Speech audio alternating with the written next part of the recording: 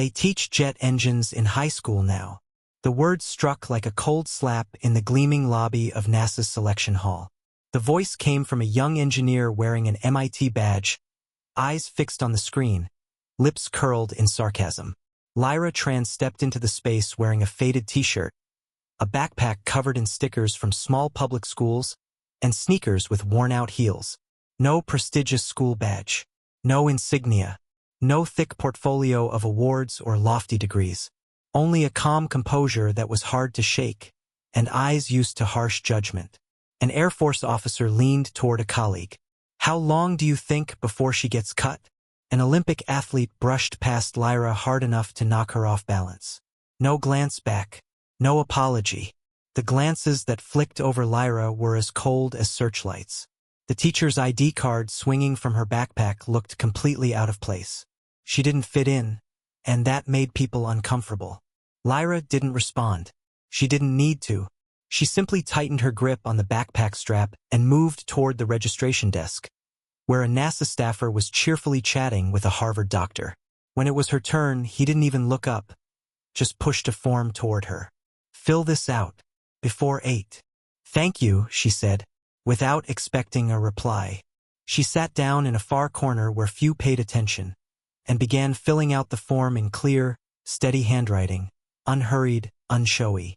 Somewhere in the hall, quiet chuckles rippled. Someone pointed at her old sneakers. Another whispered, "She must be in the wrong place." She was used to whispers like that. The physical tests began.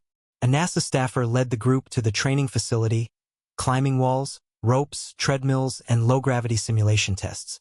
In Lyra's group were 3 elite candidates: Pierce, the MIT engineer; Carter, the Air Force officer; Serena, the Olympic gold medalist. At the rope climb station, each took their turn.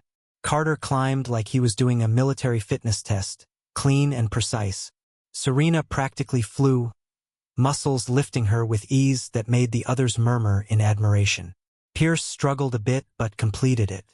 Then it was Lyra's turn. She tied her hair back, tightened the strap on her simulated gravity pack, and gripped the rope. No one cheered. No one waited. Pierce muttered, "Good luck, Teach." She didn't answer. Her pace was not fast, but steady. It wasn't raw strength that carried her. It was endurance, determination, and the familiarity of lugging heavy lab gear through the narrow hallways of a rural school. At the top, she paused for exactly 3 seconds, then descended slowly without flair. A NASA staffer nodded and took notes. No one clapped, but no one laughed anymore. The next morning, when Lyra opened her locker in the women's dorm, her sneakers were gone. In their place sat a pair of worn plastic sandals. She didn't need to investigate. She already understood. She slipped the sandals on, tied them tightly, and walked out. In the treadmill room, other candidates quickly noticed her footwear. A NASA staffer frowned. "Those aren't regulation shoes. You can skip the run if you want."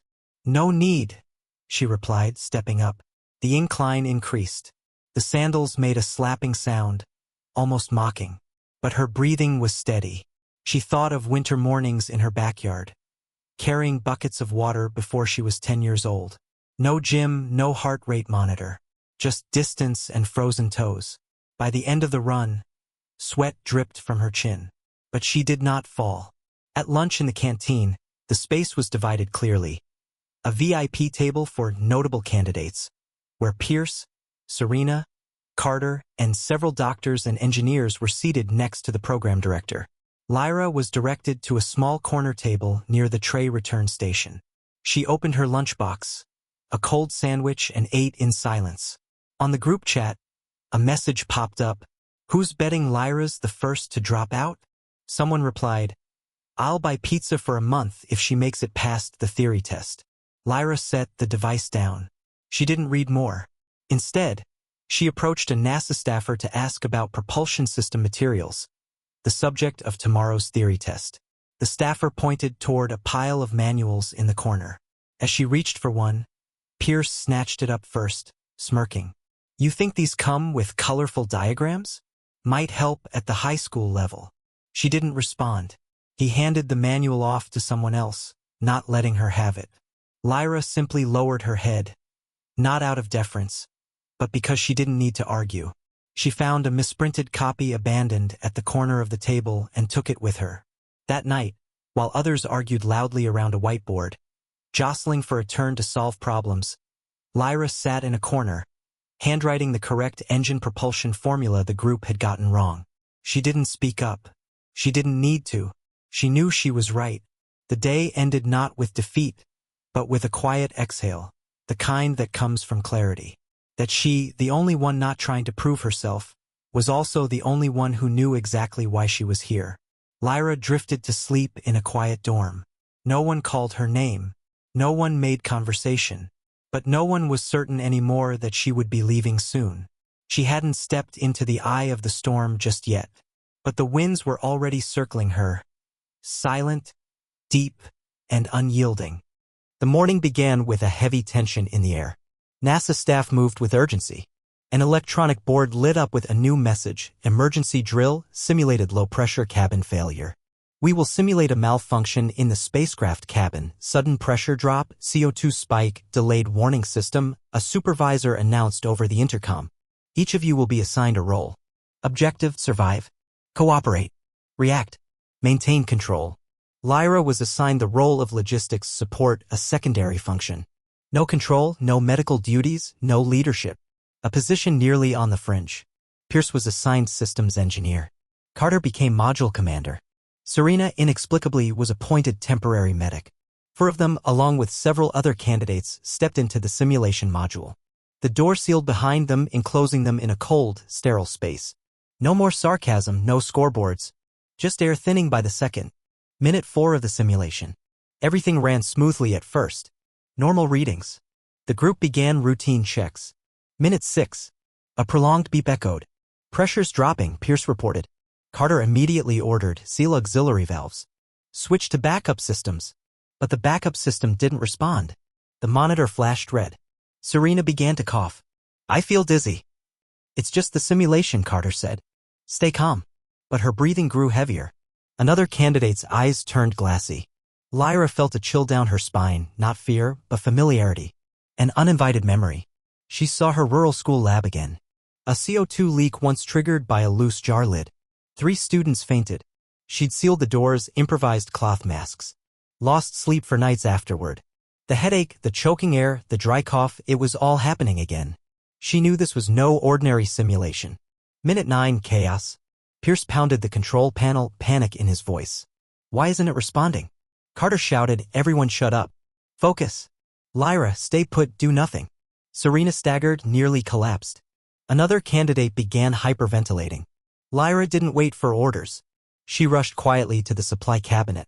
Her hands moved quickly: plastic bags, duct tape, tubing, coarse filters, cotton cloth. She worked without hesitation. Cut the tubing, layered the cloth, inserted the filter, sealed it all with tape. A basic CO2 filtration mask, improvised, but enough to buy precious time. Use this, she said, pressing the mask to Serena's face. Breathe slow. Stay steady. Pierce froze. Carter stared at her, jaw clenched. But they were swaying, lightheaded. Someone collapsed. Lyra fitted a second mask on them. She didn't shout. She didn't take command. She simply acted quickly and precisely. Minute 13, breaking arrogance. Carter stopped giving orders. Serena sat breathing heavily, eyes fixed on Lyra like she was seeing her for the first time. Pierce stood motionless, face pale.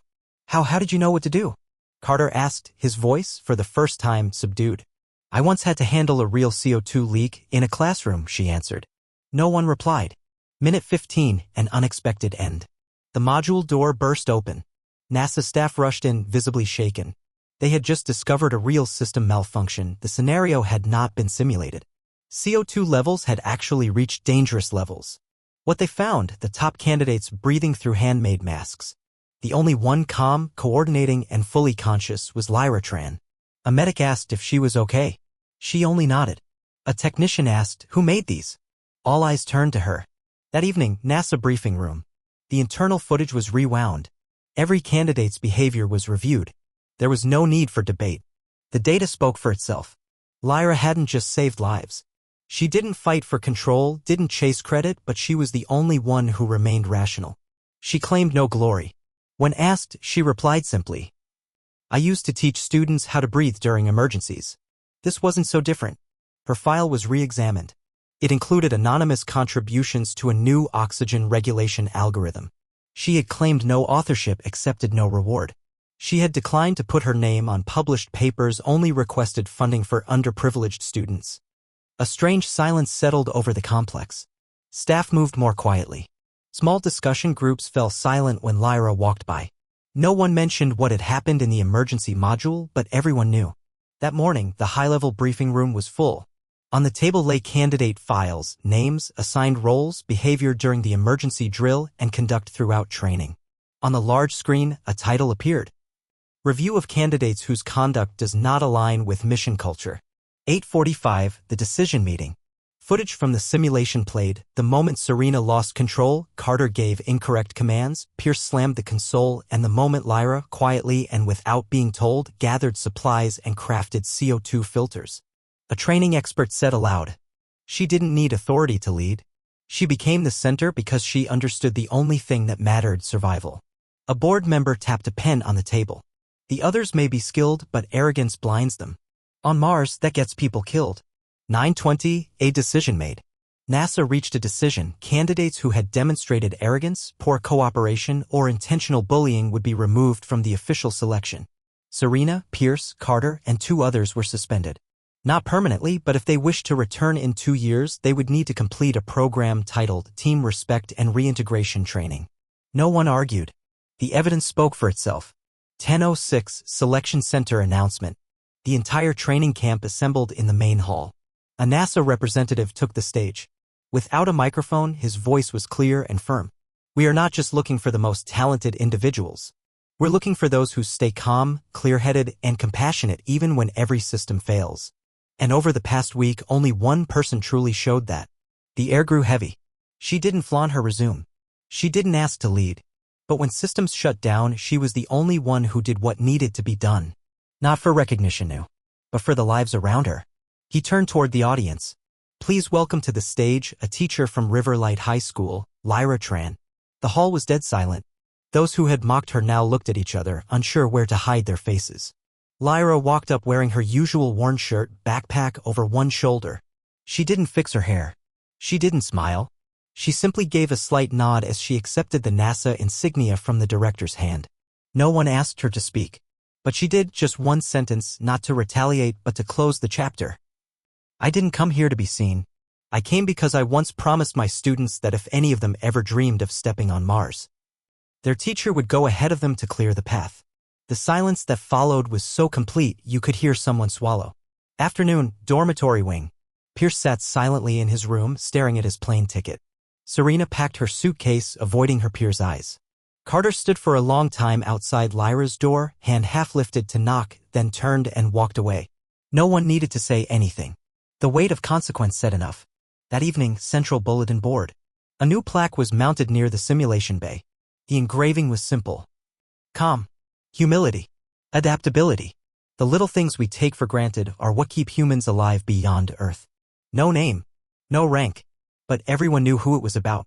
The Texas sky was pale and overcast.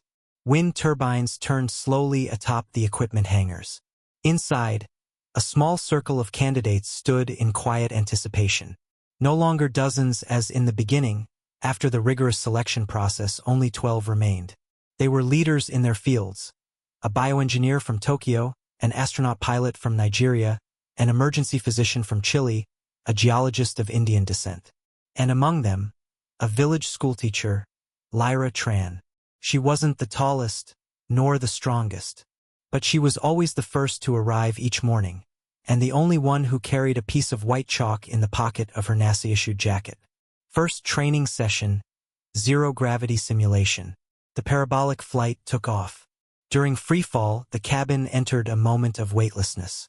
The group began to float, objects hovered, and joyful laughter echoed from those experiencing it for the first time. Lyra floated gently, like mist, breath steady, eyes following the slow arc of a toolkit drifting overhead. "Good technique," a trainer murmured to a colleague. "She must have prepared independently." In truth, Lyra had once built a makeshift gravity model in her old classroom using a broken centrifuge and a water bottle to teach students about inertia and force. Science doesn't require expensive gear, just understanding and the creativity to use what you have.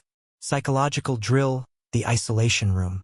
Each candidate was locked alone in a sensory deprivation chamber. No light, no sound, no data. 3 hours with nothing but stress simulation cues and their own thoughts. One candidate wept. Another began talking to themselves. Lyra breathed deeply. For the first time, she heard her own mind clearly. The echoes of former students. Her mother's voice, refusing to buy her a fake honorary degree. The scratch of chalk on a blackboard. Never underestimate quiet minds. She smiled softly in the dark. When the door opened, biometric readings showed Lyra had the steadiest heart rate of them all. Evening, Mars 1 dormitory. A young candidate, Kareem, an environmental engineering student, knocked on her door. "Miss Lyra," he asked quietly, "how do you always stay so calm?" Lyra closed her notebook. "Have you seen the garden?" He nodded. Outside the window, the NASA greenhouse testing a closed-loop ecosystem glowed faintly. "I used to water my plants every evening. Whether the lesson had gone badly, I'd been scolded, or students had disrupted class. Because plants don't care how your day went. They only need water. Just like this mission. It doesn't need us to be perfect. It needs us to be consistent." Kareem smiled, nodding slowly. "I get it now." 1 week later, Mars Base Alpha survival simulation. They were placed in a Mars base mock-up and subjected to simulated power failures, pressure leaks, and communication loss. This time, Lyra wasn't the one who saved the day. A doctor reacted quickly. An engineer fixed the oxygen pump. But it was Lyra who noticed a timing deviation in the alert system, just by counting her steps. Her consistent stride revealed that the warning lights were off by 0.4 seconds, a sign of a central coordination fault. She didn't shout. She didn't take over. But once again, her quiet steadiness prevented the team from going down the wrong path. End of the month, NASA Command Center. The Mars 1 leadership team met behind closed doors. Data showed Lyra didn't always lead. But not once had she breached a safety threshold. She was consistent, precise, emotionally grounded, and adaptable to things no one could teach. "No one taught her to be an astronaut," a director said. "But she's taught us how to choose one." NASA HQ lit up with media banners. Red and white flags read, "Mars 1, humanity's first step toward settling Mars." The astronaut team stepped onto the stage beneath a storm of camera flashes. One by one, names were announced with their ranks and accolades. Colonel Vega, Chief Pilot. Dr. Rao, Head of Bioscience. Engineer Kareem, Environmental Systems Lead.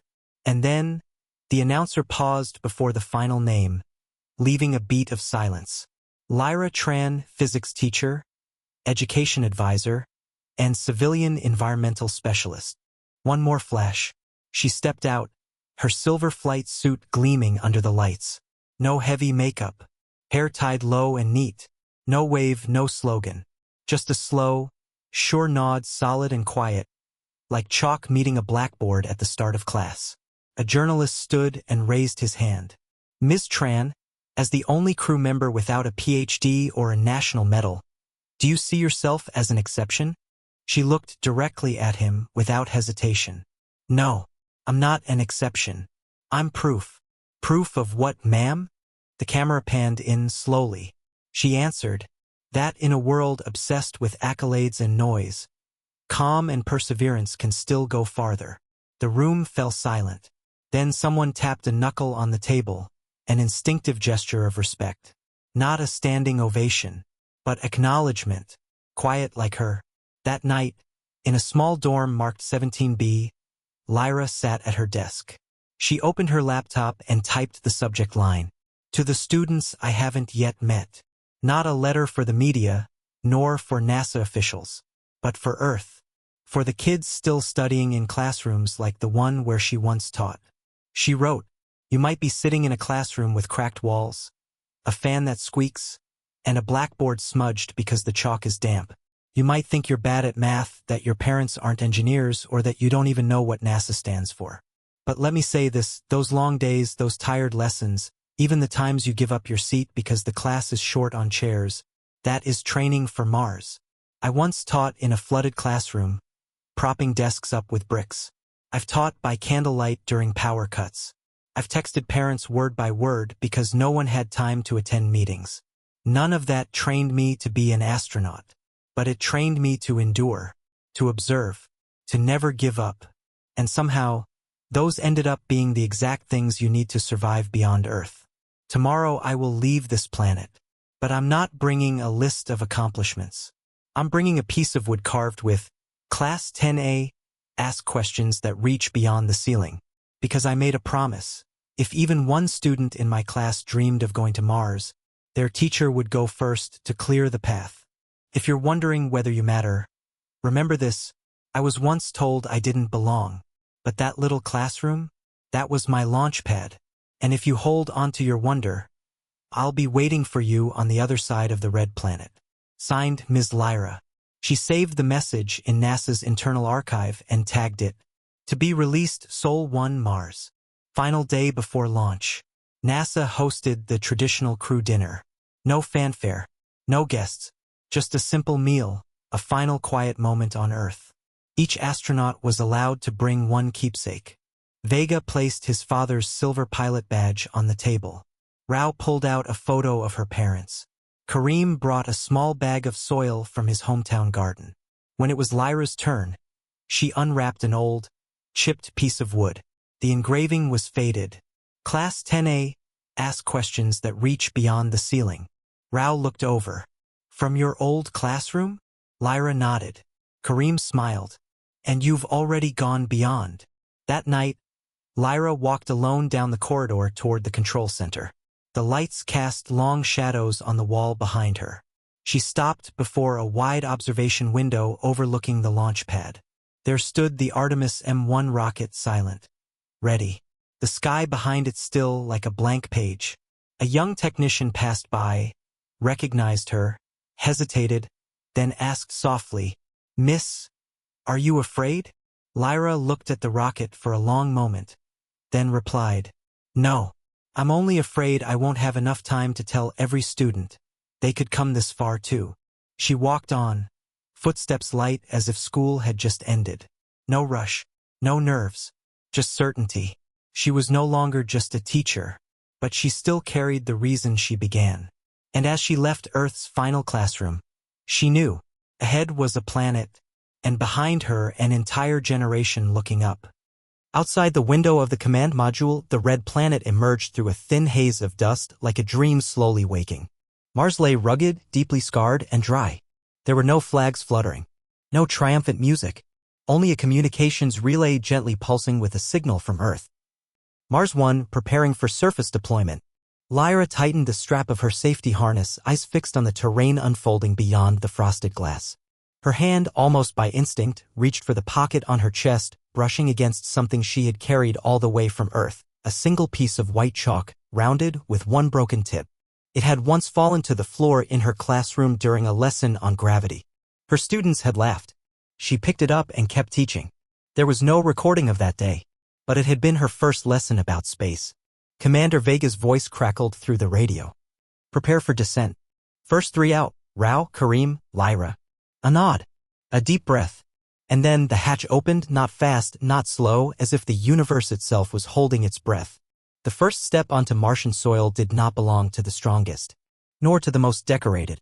It belonged to the one who once carried buckets of water through village roads, who taught by flashlight during blackouts. Lyra Tran. Red dust rose softly around her boots, then settled. In her silver EVA suit, she looked smaller than the two walking beside her, but stood taller than anyone ever had. Rao raised the camera. Kareem activated the transmission beacon. Lyra remained still, scanning the horizon as if surveying a new classroom before the first bell. Together, they deployed the first measurement instruments and raised the NASA flag. Vega's voice returned through the comms. "Lyra, if you could send one sentence back to Earth, what would you say?" Her fingers found the piece of chalk. Then she spoke quietly, almost a whisper. But the signal caught every word. "Don't wait for the world to recognize you before you start learning. Learn and one day you'll teach the world itself. There was no applause in that moment. But far away, in a small classroom in Riverlight where the blackboard was still old and dusty, a student stood and whispered. Miss Lyra just spoke.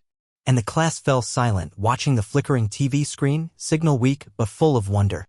That first Martian afternoon, as the second sun set behind jagged rocks, Lyra took a small slate from her toolkit, an exact replica of the blackboard she once taught on.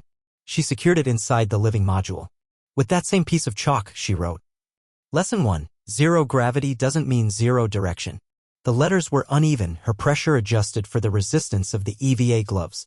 But each line was clear. Clear as the belief that no matter where we are, humanity must be reminded of its capacity to learn. That first night on another planet, Lyra sat beside the board, notebook in hand, eyes turned toward the window where Earth was now just a faint speck of light. No one asked what she was thinking. But had they asked, she would have said, I'm wondering what question I should begin the next lesson with. One my students could answer from 40 million kilometers away. Earth 2 years after Mars 1's landing. A long line stretched across the grounds of the Houston Space Center. On the shirts of students from inner-city schools, remote rural districts, and campuses that had never owned a telescope, bright badges read, Classroom to Cosmos. They hadn't come to see rocket replicas. Not to take selfies with astronaut suits. They had come to see something much smaller, a blackboard. In the center of the main exhibit hall, under thick glass, NASA had reconstructed the Mars Habitat module. Inside it, mounted securely, was a small slate with uneven chalk writing. Lesson 1. Zero gravity doesn't mean zero direction. There was no name, no photograph of the teacher, but every child knew who had written it. In one corner of the room, a screen cycled hourly through real footage from the Mars 1 mission. In one scene, Lyra Tran was showing Kareem how to build an air filtration system using emergency supplies. In another, she silently recorded condensation patterns inside the biology chamber. No music, no slow motion, just quiet, steady precision. A group of students stood listening as a guide explained. NASA has 3 honor statues. One for the first person to step on the moon. One for the astronaut who saved his crew during an orbital crisis. And one for the teacher who gave the first lesson on Mars. The statue stands in the western garden of the complex. Not towering. Not reaching for the stars. Not stepping on planetary models. Just a small woman holding a piece of chalk, head slightly tilted, as if listening to a student answer. Beneath it is a single line engraved. Don't teach so others think you're great. Live so that your final lesson might save a generation. They say that when Lyra left the Mars module after 16 months of surface operations, she asked to keep just one item, the piece of chalk. It was never brought back to Earth. She quietly buried it beneath a marker stone, not far from the first landing site. A classroom known only to her. Yet officially recognized by NASA as the first lesson ever written off Earth. In a rural school on a quiet March morning, a young teacher stood at the front of her class. Behind her was an image from NASA showing the Mars habitat and its blackboard. She turned to her students. Does anyone know who Miss Lyra is? A small hand rose. She went to Mars, but before that she was a teacher. Like you. Exactly. And do you know why she was chosen? The class fell silent. The teacher didn't answer right away. She pulled a single piece of chalk from her drawer and placed it gently on the desk. Because while everyone else tried to speak louder to be noticed, she quietly did the right thing. Back at the space station, Lyra, now the lead advisor for the Mars class program, declined every invitation to write a memoir. Instead, she mentored a group of high schoolers designing an adaptive ecosystem model. In an internal email, she wrote, I don't want to be remembered for how far I traveled. I want to be remembered for teaching others how to keep going. Even when I'm no longer there. 2 years after Lyra returned from Mars, the Classroom to Cosmos program was expanded worldwide. It did not begin with political speeches or a flashy media campaign, but with one brief email she wrote herself. Hello, classrooms. You may not have a telescope. That's all right. You may not have a laboratory. That's all right. If you still have questions, you already qualify to take part. Within 3 days, more than 40,000 schools in 32 countries registered for the Mars Station Simulation Project. Among them, 1,200 schools had no internet access. They received printed kits by post, maps, cut and fold mock module instructions, and a sachet labeled NASA white chalk for the first lesson Beyond Earth. Soon, social media filled with photos of old blackboards where students everywhere had chalked the same rough line. Zero gravity doesn't mean zero direction. In Uganda, a brick-walled classroom repeated the air filtration experiment with charcoal and empty water bottles exactly as Lyra and Kareem had done on Mars. In the mountains of northern Vietnam, students built a survival cabin model from drinking straws, cardboard, and discarded light bulbs. On the board, they drew a CO2O2 exchange diagram in salvaged white chalk. At a small school in Indiana, once slated for closure due to budget cuts, the principal ran a contest. Write a letter to the first person you'd like to send to Mars. Over 70 entries came in. The winning piece read, I don't remember all the astronauts' names, but I remember Miss Lyra because she carried chalk. If I ever go, I'll take a blackboard. Because if you can't teach what you learn, traveling far is useless. When that letter reached Lyra through NASA's internal system, she sat silent in her tiny office for a long time. On her desk lay the second and only remaining piece of chalk still unused. She touched it, then wrote in her journal. The dream of space isn't out among the planets, it's inside every student who dares to ask when no answer is guaranteed. A year later, NASA invited Lyra to witness the launch of Mars Next, the second mission to the Red Planet. Among the crew, alongside engineers and biologists, was a special education graduate from a rural support class, someone who had once watched Lyra's videos from a bootleg USB smuggled through a satellite link. That former student, now the first civilian infrastructure technician on an interplanetary mission, carried a small metal box. Inside was no high-tech device, but a lump of white chalk wrapped in an old handkerchief and a shard of blackboard from his middle school. At the farewell ceremony, he was asked, "What will remind you of Earth up there?" He did not answer at once. He simply held up the chalk and said, "I'm not bringing memories. I'm bringing a method. Because one teacher once showed me. If you know how to write on a blackboard, the whole planet can become your classroom." Earth, 3 a.m., a sleepless night. Lyra sat by the window of her small apartment, the lights off. In the sky, a faint red dot, Mars glowed, where another piece of chalk was now being used by a new generation. She no longer stood at the front of a class, yet she still drafted lesson plans for a free course on closed-loop environments under scarce resources mailed to teachers in remote regions. On her desk lay a battered notebook, its cover frayed. Across it, in fountain pen ink, were the words, "Emergency syllabus for students who don't yet have a teacher." She opened to the first page and added a new line in her left hand, letters uneven but clear. Final lesson: even if you leave Earth, never leave behind the ability to teach. Earth, 6 years after the Mars 1 mission. At a small suburban school, wind slipped through the frame of a weathered wooden classroom window. On the blackboard, a faint chalk line read, "Today you will teach." The young teacher stood at the back of the room, not at the front. The teacher's desk was left empty. A student, small in stature, voice still unsteady, was explaining how to extract water from CO2 ice using a model made from soda cans and recycled copper wire. The rest of the class listened intently, not because it was for a test, but because right in front of them, an ordinary child was daring to teach something extraordinary. After class, the teacher knocked gently on the door of what was once the nurse's office, now a makeshift storage room. Inside was a filing cabinet with a paper label taped to it. Materials: Mars Classroom, Lyra Tran Program Copy. She took out a slim box. Inside were 3 white chalk sticks, carefully wrapped, and a USB drive. There was no Wi-Fi here, but there were students beginning to understand why they studied math, chemistry, not for exams, but to ask questions that reached beyond the ceiling. At an international youth science conference in Chile, a 15-year-old girl stepped onto the stage. She carried no laptop, just a fragment of a blackboard. With chalk, she wrote, "CO2-based water regeneration system. No external power required. Design inspired by Mars 1 educational protocol." When asked who her mentor was, she simply replied, "I've never met her, but she once wrote something on a board, and I haven't stopped rereading it since." On the LEO station, low Earth orbit, a young crew of astronauts was repairing a thermal module.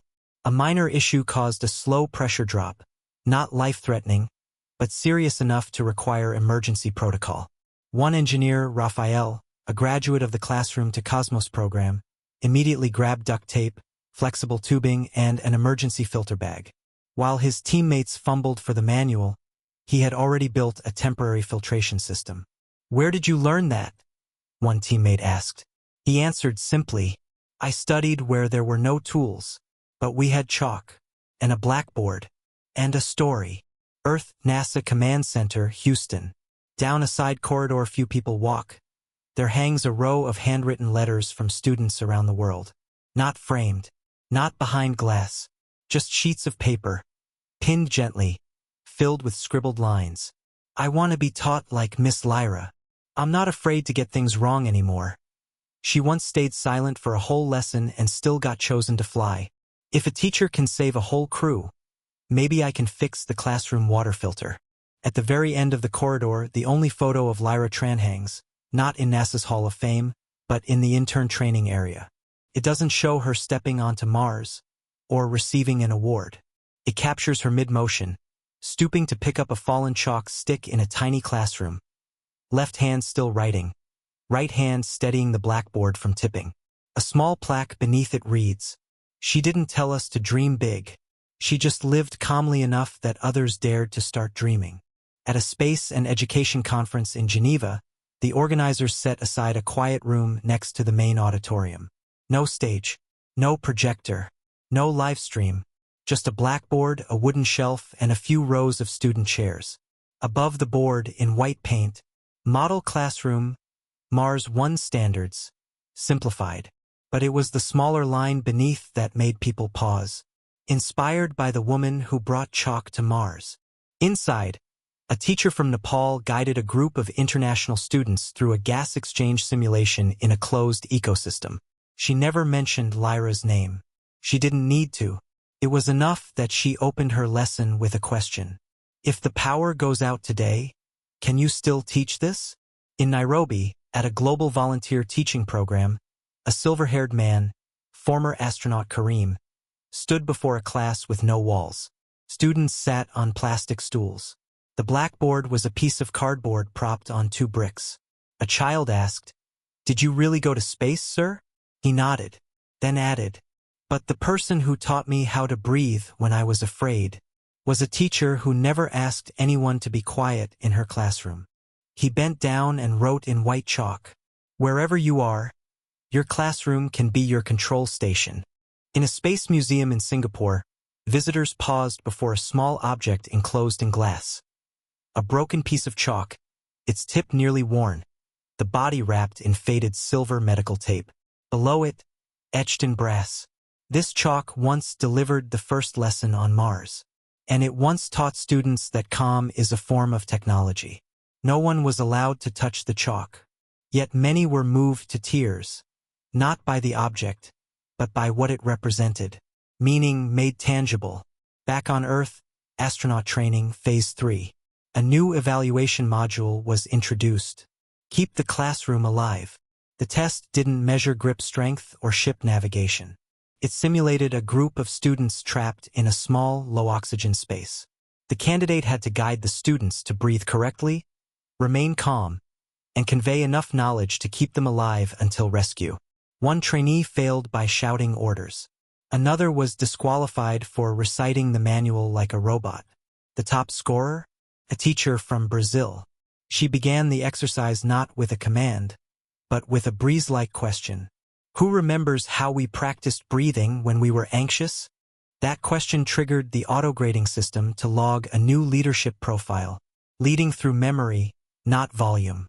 Back in Riverlight, the small town once missing from Google Maps, a new library stood, funded by a global grassroots campaign.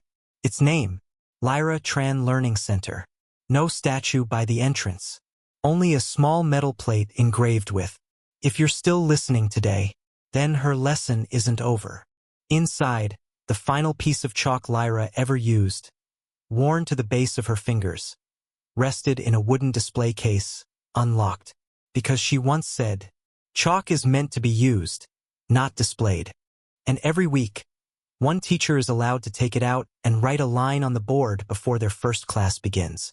No line is ever the same, but they all begin the same way. Miss Lyra once